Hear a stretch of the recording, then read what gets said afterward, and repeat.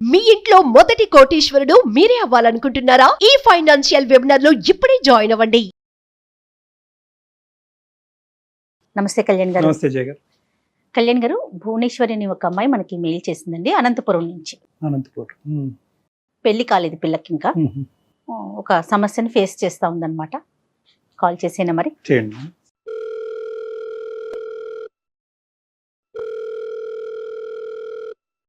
Hello hello, Bhuvaneswari గారండి? అవునండి. మీరెవరు? నేను జయానండి, అందమైన జీవితం ప్రోగ్రామ్ నుంచి కాల్ చేస్తున్నాను. మేడం చెప్పండి మేడం. భువనేశ్వరి బాగున్నారమ్మా? బాగున్నాను మేడం. Right. మీరు ఎలా ఉన్నారు? బాగున్నానమ్మా. నాతో పాటు డాక్టర్ కళ్యాణ్ చక్రవర్తి గారు కూడా ఉన్నారు. సార్ నమస్తే సార్. భువనేశ్వరి నమస్తే అమ్మా. నువ్వు అదృష్టవంతురాలు, ఎందుకంటే మాకు దగ్గర 3000 ఈమెయిల్స్ వచ్చినాయి. ఆ ఈమెయిల్స్ లో నీది సెలెక్ట్ చేయడం ఎగ్జాక్ట్లీ జరిగింది. అండి, ఎగ్జాక్ట్లీ. అసలు ఇంత తొందరగా మీరు కాల్ చేస్తారని కూడా నేను అనుకోలేదు. చెప్పు నాన్న. ఎంత వయసు ఎంత మీది? Sir 26 sir. క్వాలిఫికేషన్స్ అమ్మా, చదువుకుంటున్నారా? బీటెక్ అయిపోయింది సార్. ఐటీలో జాబ్ చేస్తున్నానండి. ప్రజెంట్ ఎక్కడున్నారమ్మా? Present Secunderabad sir. ఇప్పుడు సమస్య ఏంటమ్మా? ఎవరిది, నీదేనా? నాదే సార్. ఏ విషయంలో? సార్ ఒక చిన్న ఇబ్బంది వచ్చి పడింది. నేను కాలేజ్ లో ఉన్నప్పుడు ఒక అబ్బాయితో రిలేషన్షిప్ లో ఉన్నాను. ఓకే. 1.5 2 years మా లవ్ జర్నీ అయితే నడిచిందండి. తన బెస్ట్ ఫ్రెండ్ కూడా మాతో పాటు కూడా ఉండేవాళ్ళు. అంటే పరిచయం అయిన తర్వాత తన ఫ్రెండ్స్ అందరు నా ఫ్రెండ్స్ అవ్వడం, నా ఫ్రెండ్స్ అందరు తన ఫ్రెండ్స్ అవ్వడం, అలాగా మేము ముగ్గురం కలిసి తిరిగే వాళ్ళం. అదేలే. ఈ జర్నీలో ఒక 2 years తర్వాత నాకెందుకో తనతో వర్కౌట్ కాదు అనిపించిందండి. బాయ్ ఫ్రెండ్ తోటి నాకు 2 years రిలేషన్షిప్ తర్వాత లాంగ్ టర్మ్ తనతో జీవితాంతం నేను జీవితం పంచుకోలేను అని అనిపించి నేను బ్రేకప్ చెప్పేశాను. దీనికి బలమైన కారణాలు ఏమైనా ఉన్నాయా అండి భువనేశ్వరి? ఉన్నాయి మేడం. ఏంటండి? తను ముందు నాకు అప్రోచ్ అయినప్పుడు, నన్ను ప్రపోజ్ చేసినప్పుడు ఎలా ఉన్నాడో, ఎలా ఉన్నానని నాకు చూపించాడో అది తను కాదు నిజానికి. తన నిజ స్వరూపం ఏంటి అని అన్నది ఈ 2 ఏళ్ళు నేను తనతో ట్రావెల్ చేసిన జర్నీలో నాకు అతను ఏంటి అని అన్నది అర్థమైంది. నా స్వభావానికి చాలా ఆపోజిట్ అండి. We are like opposite poles. మాకు అసలు ఆపోజిట్ పోల్స్ అని తెలియటానికి నీకు 2 years టైం పట్టిందమ్మా?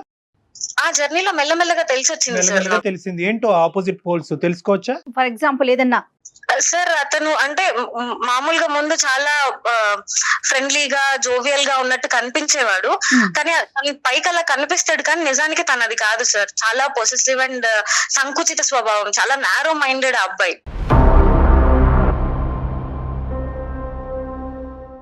కామన్ ఏమో కదమ్మా, అది కామన్ కాదా?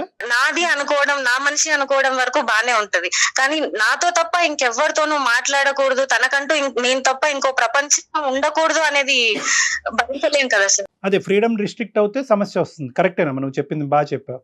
తర్వాత అది కాకుండా ఇంకా ఏ సమస్యలు కనిపించినాయి ఈ అబ్బాయిలో నీకు? తను ఆలోచన విధానం కూడా ఈ తరానికి నాకు తగ్గట్టు లేదని అనిపించింది సార్. మరీ సంకుచితంగా ఆలోచించడం, ప్రతిదానికి అనుమానించినట్టు మాట్లాడతారు, కానీ అనుమానం అన్నట్టు అంటే ఇండైరెక్ట్ గా చెప్పడం అన్నమాట. అనుమానించినట్టే ఉంటది, కానీ నేనేం అనలేదు, తిరిగి అడిగితే నేనేం అనలేదు, కానీ నా అలా అనలేదు అని కప్పిపుచ్చుకునేవాడు. సో ఉన్నవేంటమ్మా? లేనివి బానే చెప్పావు. ఉన్న క్వాలిటీస్ ఏంటి అతనిలో? ఏ కారణాల వల్ల హరీష్ నీకు నచ్చాడు? ఏమనుకుని దిగావు? అంటే తను నాకు చాలా సపోర్టివ్ గా ఉంటాడు అని అనుకున్నా సార్. అంటే కెరియర్ లో కానీ లైఫ్ లో కానీ తోడుంటాడు, పక్కన నిలబడతాడు, నన్నుగా ఉండనిస్తాడు అని అనుకున్నా. ఎందుకంటే నేను లైఫ్ పార్ట్నర్ తో నన్ను చేసుకోబోయే వాడిలో నేను అదే ఆశించాను, కాబట్టి అవి తనలో ఉన్నాయి అన్నట్టే తను నాతో స్టార్టింగ్ లో బిహేవ్ చేశాడు. తర్వాత ఆ జర్నీలో మెల్లమెల్లగా తెలిసి వచ్చింది ఏంటి అని అంటే, తను చూపించింది తను ఉన్నది వేరే. What is up? నీకు బయటకు కనిపించేది, లోపల ఉన్నది డిఫరెంట్. ఓకే. సో చాలా సార్లు పెద్దగా గొడవలు అయ్యేవి. అంటే చాలా కారణాలు సార్. ఒకటి ఇందువల్లే నేను విడిపోయాను అని మీకు కరెక్ట్ గా పిన్ పాయింట్ గా చెప్పలేను. ఒకదాని తర్వాత ఒకటి సీక్వెన్షియల్ గా నాకు ఆ లాంగ్ జర్నీలో అర్థమైంది ఏంటి అని అంటే, మా ఇద్దరికి ఫ్యూచర్ లో మ్యారిటల్ లైఫ్ లో వర్కౌట్ కాదు అని నాకు పర్సనల్ గా చాలా స్ట్రాంగ్ గా అనిపించింది. అనిపించిన తర్వాత నేను తనకు ఒక 5 days నేను చెప్పేశాను. సో నాకు పర్సనల్ గా ఇలా అనిపిస్తుంది, నేను నీతో కంఫర్టబుల్ గా లేను, మనం ముందు కొనసాగలేము ఒక రిలేషన్షిప్ లో అని చెప్పి బ్రేకప్ చెప్పేశాను. చెప్పేసావు, అతను స్వీకరించాడు కూడా. చెప్పాను సార్, నా సైడ్ నుంచి నేను బ్రేకప్ చెప్పారు. చెప్పాను, కానీ అది అతను తీసుకోలేదు.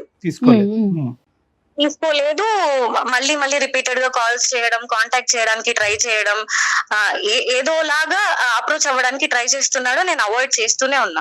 ఓకే. ఈ ప్రాసెస్ లో తన బెస్ట్ ఫ్రెండ్, ముందు చెప్పాం కదా సార్ మేము ముగ్గురం ఉండే వాళ్ళం బెస్ట్ ఫ్రెండ్స్ అని, తన నిశాంత్ అని ఇంకొక అబ్బాయి తన క్లోజ్ ఫ్రెండ్ అన్నమాట. తన క్లోజ్ ఫ్రెండా మీ క్లాస్మేట్ కూడానా? నా క్లాస్మేట్ అండ్ వాళ్ళిద్దరు నాకంటే Close ముందు friends. నుంచి, నేను వాళ్ళకు పరిచయం అవ్వక ముందు నుంచి వాళ్ళిద్దరు క్లోజ్ ఫ్రెండ్స్. రైట్, ఓకే అమ్మా. సరేనమ్మా. సో ఈ మా 2 years జర్నీలో మొత్తం తను ఉన్నాడు. చాలా ప్లేసెస్ కి కలిసి వెళ్లే వాళ్ళం, సినిమాలకి, లంచ్ లకి, బయటకి ఎక్కడికైనా వెళ్ళినా ముగ్గురం వెళ్లే వాళ్ళం. ఈ అబ్బాయి ఆ అబ్బాయి కాదమ్మా, ఈ అబ్బాయి పేరేంటి చెప్పండి. హరీష్ బెస్ట్ ఫ్రెండ్ నిశాంత్ అండి. నిశాంత్. Okay, right. చెప్పు తల్లి, చెప్పు. హరీష్, నిశాంత్, నేను కలిసి తిరిగే వాళ్ళం. అంతా అప్పుడు బానే ఉండేది. తర్వాత నేను ఎప్పుడైతే ఈ అబ్బాయికి మా ఇద్దరి మధ్యలో డిస్టర్బెన్సెస్ వచ్చి నేను ఇలా బ్రేకప్ చెప్పాను అని నిశాంత్ కి తెలిసిందో, తను మెల్లగా అప్పుడప్పుడు ఫోన్ చేసేవాడు, ఎలా ఉన్నావు ఏంటి, మామూలుగా మాట్లాడుకుంటూ ఉంటాం కదా ఫ్రెండ్స్ అన్నప్పుడు, బాగోగులు మాట్లాడుకోవడం. ఇలా అన్నప్పుడు నేను చెప్పాను, ఇలాగ నాకు తనతో కనెక్ట్ అవ్వలేను అని అనిపించింది, సో నేను ఇలా బ్రేకప్ చెప్పాను అని చెప్పాను. ఆ విషయం తనకు తెలిసిన తర్వాత కొన్ని రోజులు టైం తీసుకొని నిశాంత్ నాకు తిరిగి ప్రపోజ్ చేశాడు.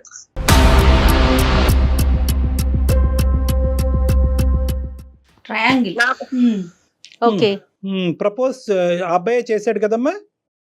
నిశాంత్ నన్ను అప్రోచ్ అయ్యాడండి. ఇక 2 పాయింట్స్ నేను అడుగుతాను. ఒకటి, హరీష్ తో ఓకే బ్రేకప్ అయిన తర్వాత మీరు ఫ్రెండ్స్ లా కంటిన్యూ అవుదాం అనుకున్నారా? మీ ఇద్దరి మధ్యన కమ్యూనికేషన్ కంటిన్యూ అయిందా? ఒకప్పుడు అలా కంటిన్యూ అవునటువంటి పక్షంలో నిశాంత్ తో నువ్వు మాట్లాడుతున్నావు, నిశాంత్ నిన్ను ఇలా ఓదారుస్తున్నాడు, నిన్ను కన్సోల్ చేస్తున్నాడు, నీ బాగోగులు తెలుసుకుంటున్నాడు అనే అంశం హరీష్కి తెలుసా? లేదంటే ఇవన్నీ హరీష్కి తెలియకుండా మీరిద్దరు మాట్లాడుకుంటున్నారా? నాకు హరీష్ కి అసలు ఎలాంటి కాంటాక్ట్స్ లేవండి. బ్రేకప్ చెప్పిన తర్వాత అప్రోచ్ అవ్వడానికి ట్రై చేశాడు. నిశాంత్ హరీష్ తో కాంటాక్ట్ లోనే ఉన్నాడు. ఉండొచ్చు సార్, ఎందుకంటే నాకు నిశాంత్ కి మధ్యలో హరీష్ టాపిక్ ఎప్పుడు రాలేదు, నేను అడగలేదు, ఆ అబ్బాయి కూడా తీయలేదు. మోస్ట్ ఇంపార్టెంట్ థింగ్ ఏంటంటేనమ్మా, నిశాంత్ అనేటటువంటి ఈ రెండోసారి వచ్చినటువంటి నీ రెండో బాయ్ ఫ్రెండ్ ఈ అబ్బాయికి ఇప్పుడే నీకు చెప్పాలని అనిపించిందా, ఎప్పుడో చెప్పాలని అనిపించిందా, లేదంటే బ్రేకప్ అయిన తర్వాత లైన్ క్లియర్ అయింది కాబట్టి ఇప్పుడు చెప్తున్నాడా? లోపల ఆ ప్రేమ అన్నది ముందు నుంచి ఉందా? తను నాకు చెప్పడం ఏంటంటే, సార్ నేను ముందు నుంచి ఈ జర్నీలో నేను అబ్జర్వ్ చేస్తూ వచ్చాను, సో మన ఇద్దరికి వర్కౌట్ అవుతుందని నాకు అనిపించింది, కానీ నేను అప్పుడు చెప్పలేకపోయాను, ఇప్పుడు చెప్తున్నాను అని అయితే నాకు చెప్పాడు సార్. మా ఇద్దరు బ్రేకప్ అయిన తర్వాత సో ముందు నుంచి ఉంది. నీ రెస్పాన్స్ ఏంటి తల్లి? నేను కొంచెం ఆలోచించడానికి టైం తీసుకున్నా సార్. ఆ టైం గ్యాప్ లో నేను ఒకసారి అనలైజ్ చేసుకుంటే నాకు ఏవైతే ఒక లైఫ్ పార్ట్నర్ లో కావాలని అనిపించాయో అవన్నీ నిశాంత్ లో ఉన్నాయని నాకు అనిపించింది.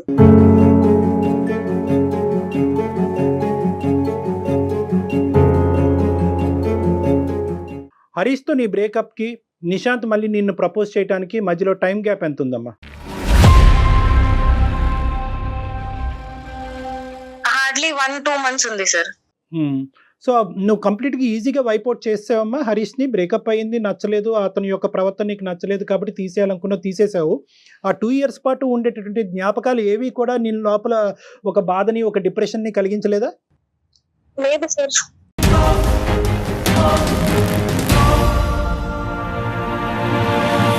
అంటే మరి ఆ 2 years పాటు నడిచింది ఏంటమ్మా? దాన్ని ఏమనాలి ఇప్పుడు? 2 years పాటు ఒక ప్రేమ అనుకోవాలా, లేదంటే ఒక టెస్టింగ్ అనుకోవాలా, ఒక డేటింగ్ అనుకోవాలా, లేదంటే ఒక బలమైనటువంటి బంధం అనుకోవాలా, ఏమనాలి దాన్ని?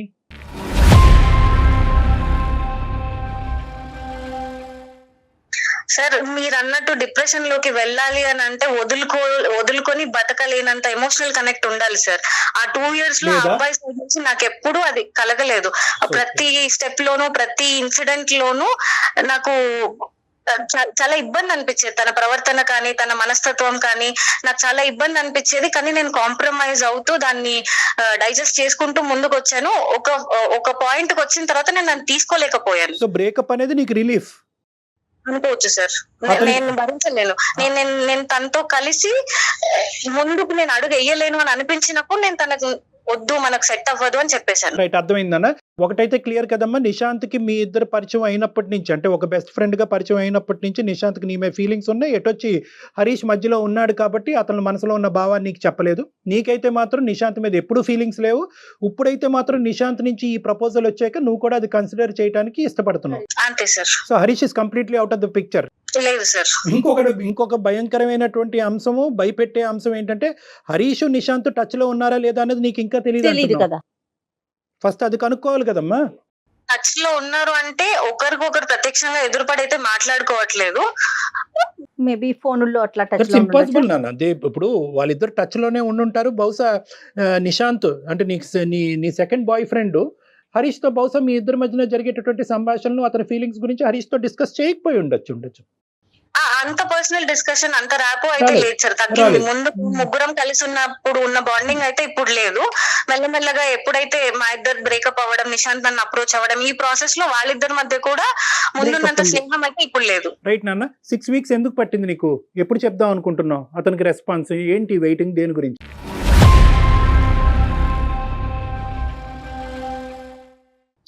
సార్ ఆ గ్యాప్ ఎందుకు వచ్చింది అని అంటే నేను చాలా రెస్ట్లెస్ అయిపోయాను సార్. విసిగిపోయాను వీటన్నిటితోటి.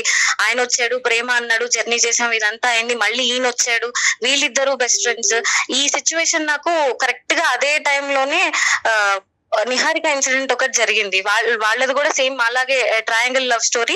అండ్ అసలు ఆ దారుణం ఏంటి సార్, టీవీలో చూస్తేనే నాకు కాళ్ళు చేతులు వణికిపోతున్నాయి సార్. ప్రేమిస్తే రీసెంట్ గా జరిగిన ఇష్యూ అండి.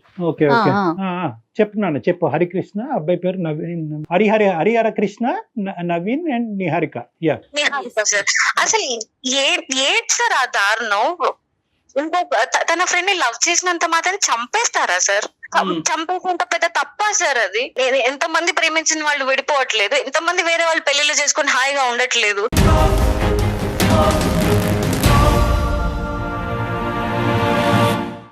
తనని కాదని వేరే వాళ్ళని ప్రేమించినందుకు చంపేస్తారా? అది గుండె అనుకుంటున్నారా, కేక్ ముక్క అనుకుంటున్నారా సార్? అలా పక్కకు తీసుకెళ్లి చంపేయడం దారుణాలు అది చూసినప్పటి నుంచి నాకు రాత్రులు నిద్ర పట్టలేదు సార్. అసలు నా పరిస్థితి కూడా ఇంచుమించు దాదాపు దానికి దగ్గరగానే ఉంది.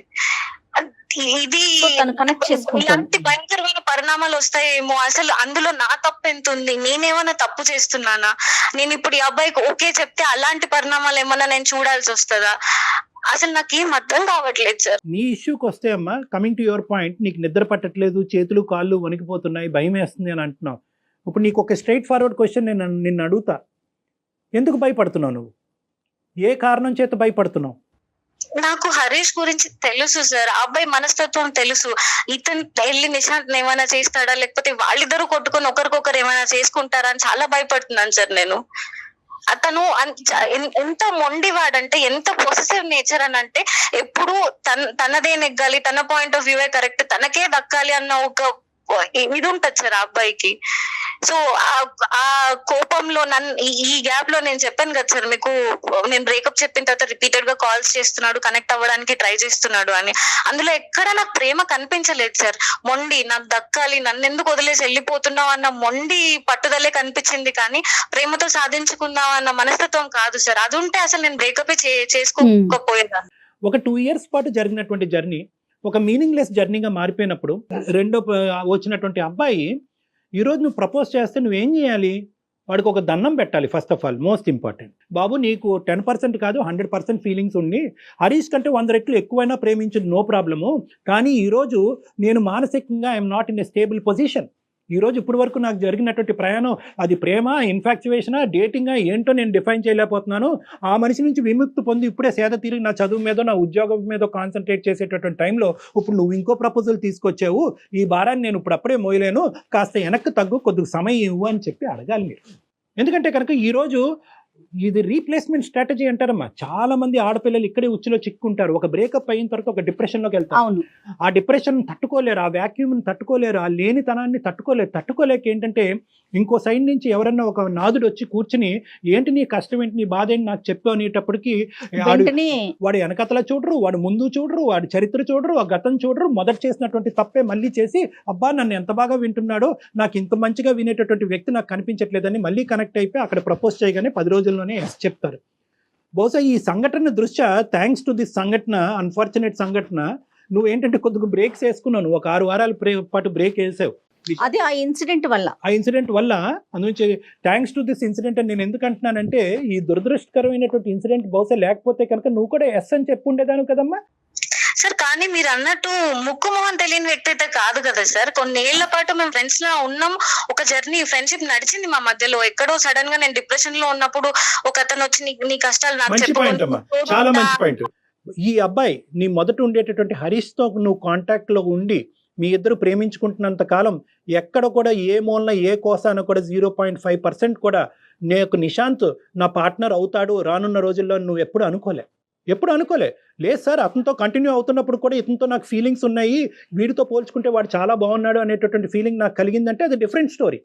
లేదు సార్, ఎప్పుడూ లేదు సార్. సో దాని అర్థం ఏంటంటే కనుక ఇక్కడ ఒక బ్రేకప్ తర్వాత ఒక మేకప్ అయింది.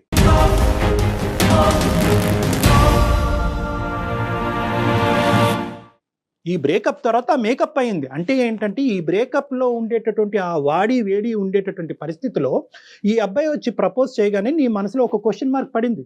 సో కాబట్టి నేను ఏమంటున్నానంటే, ఎప్పుడు కూడా ఇటువంటి సిచ్యువేషన్ సర్కమ్స్టాన్సెస్లో తీసుకునేటటువంటి నిర్ణయాలు ఖచ్చితంగా తప్పుదోవ పట్టిస్తాయి.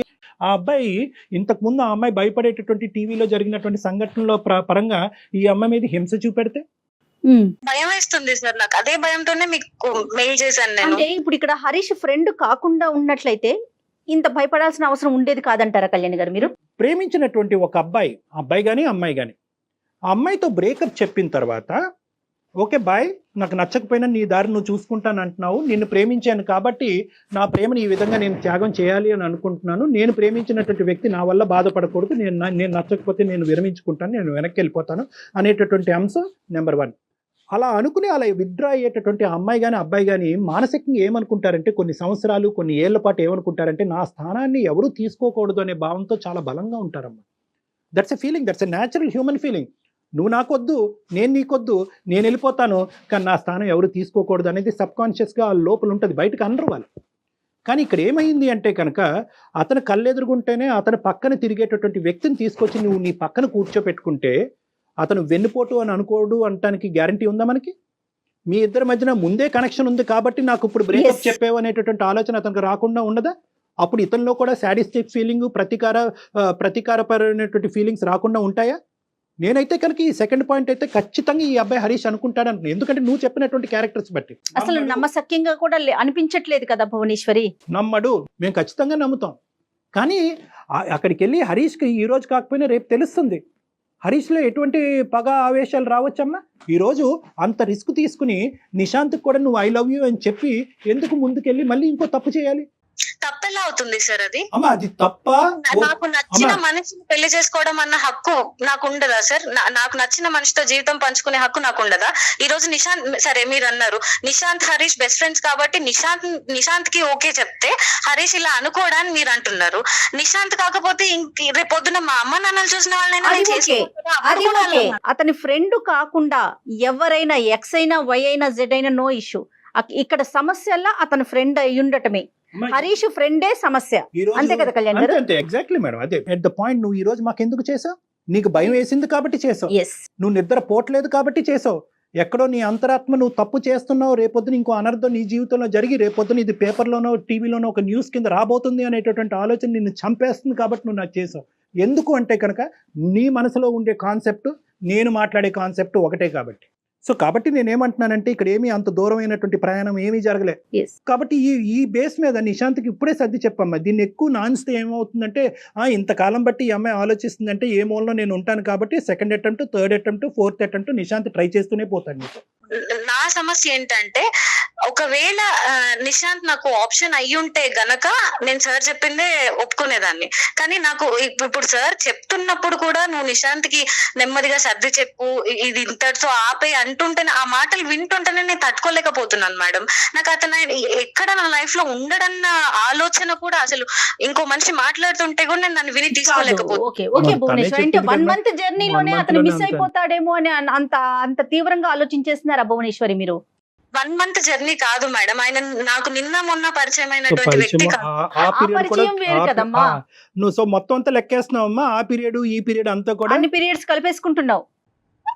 కలపాలి కదండి. కలిపి మొదటి నుంచి అసలు ఈయన ఏంటి అని బేరీస్ వేసుకున్న అసలు తర్వాత ఫ్రెండ్షిప్ వేరు ప్రేమ వేరు కాదా కళ్యాణ్ గారు? అమ్మాయికి అంతా కాదమ్మా. ఇక్కడ కొద్దిగా నీ కౌన్సిలింగ్ చాలా ఇంపార్టెంట్ భువనేశ్వరి. ఎందుకంటే కనుకమ్మా అసలు ఫ్రెండ్షిప్ ఏంటి, అసలు రిలేషన్షిప్ ఏంటి, ఎటువంటి రిలేషన్షిప్స్ మ్యారేజ్ వరకు వెళ్తాయి, ఇలాంటి అంశాల మీద నీకు చాలా అవగాహన కావాలమ్మా. చాలా ఇమ్మెచ్యూర్గా నీ ఆలోచనలు చాలా ఫాస్ట్గా తొందరపాటుగా ఉన్నాయి. తొందరపాటు ఎక్కడుంది డాక్టర్ గారు? తొందరపాటు ఎక్కడుంది? నేను నిన్న అమ్మ, నీకు మనసుకు తగిలిన గాయం అసలు మానిందా? ఇక్కడ మొత్తం ఎక్కడన్నా 1 గంట పాటు మాట్లాడుకున్నాం. ఎక్కడన్నా పాపం మీ అమ్మ నాన్నని తీసుకొచ్చాము పిక్చర్, బాగా చెప్పారు. అసలు వాళ్ళనే తీసుకురాలేదు. ఏంటమ్మా ఈ జీవితాలు ఏంటి? ఓకే, ప్రేమించడం తప్పు కాదు, పెళ్లి చేసుకోవటం తప్పు కాదు, ప్రేమించి పెళ్లి చేసుకోవటం తప్పు కాదు, ఒక బాయ్ ఫ్రెండ్ నుంచి ఇంకో బాయ్ ఫ్రెండ్ మార్చడం కూడా తప్పు కాదే అనుకుందాం. పాపం ఆ పాపం పుణ్యం ఎరిగినటువంటి ఆ తల్లిదండ్రులు ఎవరమ్మా? పాపం రేపొద్దు నీకు ఏదైనా అనర్థం జరిగితే కనుక ఎవరు బాధ్యులు? రెస్పాన్సిబిలిటీ ఎవరు తీసుకుంటారు? లబోదిబో అని ఏడ్చేది ఎవరమ్మా? సో కాబట్టి ఓకే, అదంతా మీకు నచ్చకపోవచ్చు మీ తరానికి, కానీ బట్ నేను ఒక పాయింట్ అయితే నేను చెప్తున్నానమ్మా. ఇక్కడ నేను ఇప్పటి వరకు ఆ స్థాయిలో ప్రేమించి నన్ను ఆ స్థాయిలో ప్రేమించినటువంటి ఒక అద్భుతమైన వ్యక్తి దొరికాడా నీకు? ఈ రిస్క్ తీసుకుని హరీష్ అనేటటువంటి రిస్క్ బ్యాక్గ్రౌండ్ లో పెట్టుకుని నువ్వు అంత రిస్క్ తీసుకోవటం అవసరమా? జర్నీ చేశాను కాబట్టి నాకు నిశాంత్ కరెక్ట్ అని నాకు అనిపిస్తుంది. అది జర్నీ ఎలా అవుతుంది? ఇప్పుడు ఇది రీప్లేస్మెంట్ స్ట్రాటజీ అమ్మా. ఈ రోజు హరీష్ వెళ్ళిపోగానే నిశాంత్ అందులో ఫిల్ అవ్వాలా? రేపొద్దున నిశాంత్ ఏదో ఇష్యూ అవుతుంది, అప్పుడేంటి? మ్యాండేటరీయా? ఎవరో ప్రేమించేటటువంటి వ్యక్తి కంపల్సరీగా మనకు ఒక వయసు వచ్చిన తర్వాత కంటిన్యూస్ గా ప్రతిరోజు ప్రతి గంట మన పక్కన ఒకరు ఉండాలా? ఇంత రిస్క్ తీసుకుని ఉండాలా? మనకు బెస్ట్ అనిపించిన దాన్ని తీసుకోవడంలో తప్పు లేదు కదా సార్. రేపొద్దున నిశాంత్ కూడా హరీష్ లాంటి మెంటాలిటీ అనేది నీకు తొందరలో తెలిస్తే కనుక మళ్ళీ మాకు ఫోన్ చేస్తావా? నువ్వు హరీష్ తో చేసినటువంటి తప్పే ఈ రోజు నిశాంత్ తో చేస్తున్నావు. నువ్వు టైం తీసుకోమంటున్నాను. నిశాంత్ టైం నేను సేద తీరటానికి ఇందాక నుంచి పదే అంటున్నాను. నన్ను నేను సెటిల్ అవటానికి, నా మెంటల్ ఇన్స్టెబిలిటీ సెటిల్ చేసుకోవటానికి, నా కెరియర్ మీద ఫోకస్ చేసుకుని నీ దారి నువ్వు చూసుకో, నా దారి నేను చూసుకుంటాను. నా మనసులో మళ్ళీ నీ మీద ఒక భావం వచ్చినప్పుడు, ఇక్కడ ఉండేటటువంటి ఈ వాడి వేడి చల్లారినప్పుడు అప్పుడు నేను నీ దగ్గరకు వస్తాను. ఆల్రెడీ ఒక దెబ్బ తగిలి ఒక గాయంతో ఉన్నాం. అది గాయమే కాదనుకుంటే మరి ఆ జర్నీని ఏమనాలి? దానికి పేరేం పెట్టాలి? దానికి ఏం పేరు పెట్టాలి భువనేశ్వరి? నేను అది గాయమే కాదు అని అనట్లేదు మేడం. దానికి మందు నిశాంత్ అని నేను చెప్తున్నాను. మీకెందుకు అర్థం కావట్లేదు? నిశాంత్ మందు అని నువ్వు అనుకుంటున్నావు. నిశాంత్ మందో లేదా పుండి మీద కారమో అనేటటువంటిది నీకు ఇంకా అప్పుడు తెలుస్తుంది. నీకు తెలియదు. నువ్వు ఆ ఆలోచన కానీ ఆ మెచ్యూర్ గా ఆలోచించేటటువంటి పరిస్థితిలో ప్రెసెంట్ నీకు క్లారిటీ ఆఫ్ మైండ్ లేదు. హరీష్ అనేటటువంటి వ్యక్తి యొక్క ప్రయాణంలో నీ సైడ్ ఉండేటటువంటి తప్పులేంటి, నీ ఆలోచన, నీ యొక్క పర్సనాలిటీలో ఎటువంటి లోపాలు ఉన్నాయి అనేటటువంటిది ఆలోచించుకో, విశ్లేషించుకో. రానున్న రోజుల్లో అటువంటి తప్పు నీ ద్వారా జరగకూడదు అంటే కనుక ఏ విధంగా నిన్ను మార్చుకుంటావు అన్నది ఆలోచించుకుని కొంత టైం తీసుకో. వచ్చిన ప్రాబ్లం ఏది నాకు ఇప్పటిదాకా నిశాంత్ లో రాలేదు సార్. నా సైడ్ నుంచి తనకు ప్రాబ్లం లేదు, తన సైడ్ నుంచి నాకు ప్రాబ్లం లేదు. ఇప్పుడు ఇద్దరికి ఓకే అయినప్పుడు మేము హరీష్ ని దృష్టిలో పెట్టుకొని మేమెందుకు కలిసి జర్నీ చేయడం ఆపుకోవాలి? But it is coming with risk అమ్మా. నిజంగా నువ్వు ఆ రిస్క్ తీసుకోవడానికి రెడీగా ఉంటే గో హెడ్. మేమెవరు నిన్ను ఆపటానికి? నిశాంత్ నేను ఎంత ఇబ్బంది పడుతున్నా, మా ఫ్యూచర్ ఎంత రిస్క్ లో ఉందని ఎందుకు ఆలోచించలేకపోతున్నారు మేడం? అసలు మీ ఇద్దరి మధ్యన ఏం జరిగిందనమ్మా మీరు అది రిస్క్ అనుకోవటానికి? ఏంటమ్మా అంత బంధం ఏం ఏర్పడింది? నిశాంత్ నన్ను అప్రోచ్ అవ్వడం, నేను మళ్ళీ వెనక్కి వెళ్ళి డే 1 నుంచి తనతో పరిచయం ఏర్పడ్డ దగ్గర నుంచి మా జర్నీ ఒకసారి ఆలోచించుకుంటే నాకు అర్థమైంది మేడం. నాకు కరెక్ట్ హరీష్ కాదు, నాకు కరెక్ట్, నాకు నిశాంతే కరెక్ట్ అని నాకు అర్థమైపోయింది.